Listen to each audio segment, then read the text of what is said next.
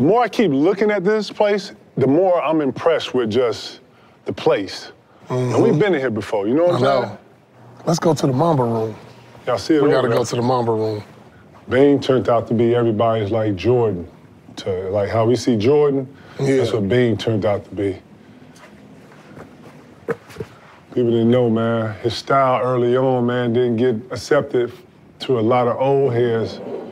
He had to go through a bunch of shit, man. A lot of people don't even know what Kobe been through, boy. He had to keep fighting to be persistent, be consistent with who he and what he wanted to be. And his style at the beginning, in the beginning when we came through this shit, man, it was all about team and ball movement and all that. And, he was an ISO player and won a one-on-one game, and he had to really learn how to not just create a style for himself, but then I felt like when Phil came, Phil's offense was actually predicated for Kobe's game.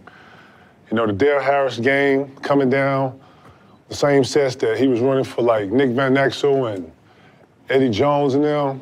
It was a whole nother beast when he got with Phil. It was a whole nother beast, and it was like 2.0 version of where Phil actually fucked up in Chicago. He brought to LA with a bigger and dominant center, and he had a two guard that he could actually take that same Tex Winters offense and make it work, because it's really built for a big who can pass. You know what I'm saying? Big who can pass like Walton. Right. You know what I'm saying? Kareem, anybody who can drop it off, and they made it work with their personnel in LA, man. And yeah, Kobe fell in love because it mirrored everything Michael had went through. You know what I'm saying?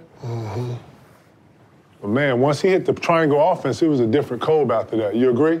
Without a doubt? Without a doubt. He looked more comfortable. He looked more comfortable. It was too unpredictable.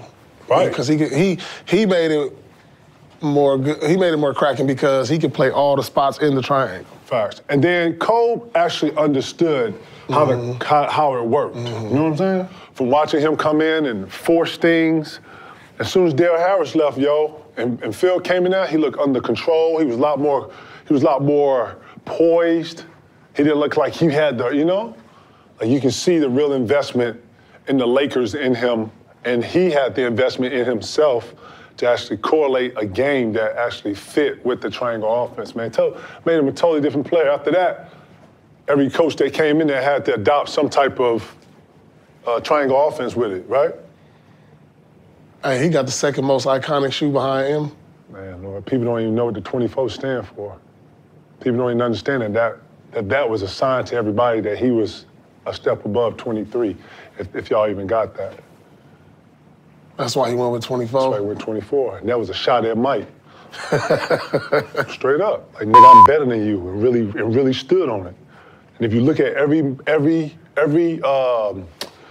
goal or every record that Mike Jordan has had, Kobe chased it. Mike used to talk that shit about the 69 and you can't do this and that. Man, I'm trying to tell you, man, go do the science. All you young cats that love Kobe, go do all the work. Go do all the research and science about Kobe, yo. It was all about catching MJ and disappearing MJ and surpassing MJ. That's all 24 was about. Nigga so hard, nigga got 2 numbers retired. Which one was better? 8 or 24? 24, boy. 24? 24 was smarter. 24, nobody liked 8. Nobody liked 8. 8 was his own demon. Yeah. Did nobody like 8? We forget about 8, man. 8 was he was most challenged. You know what I'm saying? People had a problem with him. His shot selection, they thought he was selfish. And then, you know what I'm saying? He went through something, came out of it like reborn on something, real shit. That second Kobe, whole different Kobe. Family oriented, took another route, whole different mentality, yo. Oh, Kobe, crazy motherfucker. I'm shocked he only won 1 MVP. You shocked he won 1 MVP? The league was so deep. Yeah, it's shocking. It is shocking. You in the era with Shaq, Duncan, you, Dirk, AI. It was tough to get that MVP. He in there though. Every year you won one, you thought, I got a chance to win another one. And that's how you was thinking. Kobe impact was just his influence. I mean, how you approach the game, how you I mean, his shoes was a great influence. His mentality was a great influence. You gotta know we was all being motivated off the same things too. And how the younger generation is looking at Kobe, we looking at him like he was just one of us. When you put us in this whole pool of talent, and you put all our names in there, you can look at all the names that's in that same, all of them are classic names. All of them was great in their own right or who they were, right? The systems, the teams he played on. Those things makes you legendary and makes the storyline. You talk about storyline a lot of times. That's what really makes this unbelievable, because we knew what he was when he first started off at 17, and then for him to end up like this, and then be the influential figure for the guys like LeBron, for the D-Wades, for the next generation to take over. You know what I'm saying? That's what this is. He was our friend, but to the world, he was their MJ. We look at MJ on how the world looks at Kobe. Right. You know, we look at Michael Jordan with a promise of, man, we want to be that, and we're going to chase that. And that's what we were all doing, right? We looked up.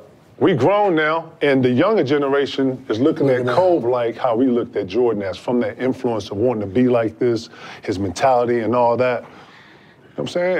If you study both, man, they had rocky starts to their beginnings, and you saw the promises, but where they flourished is when they actually gave in to the team aspect of it all and then grew as players, which helped grow them as not just great men, but great businesses and so on and so on, that all of us actually benefited from.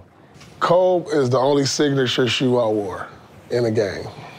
The only one. I wouldn't wear nobody else's. But it's great to see him get his flowers for this, man. It's great to see the Hall of Fame give him some type of commemoration like this and his impact on the game, because he has done a lot for the game. I think anytime you have your own brand and you're trying to brand yourself and a team perspective, He gonna have, like Jordan, a forever brand.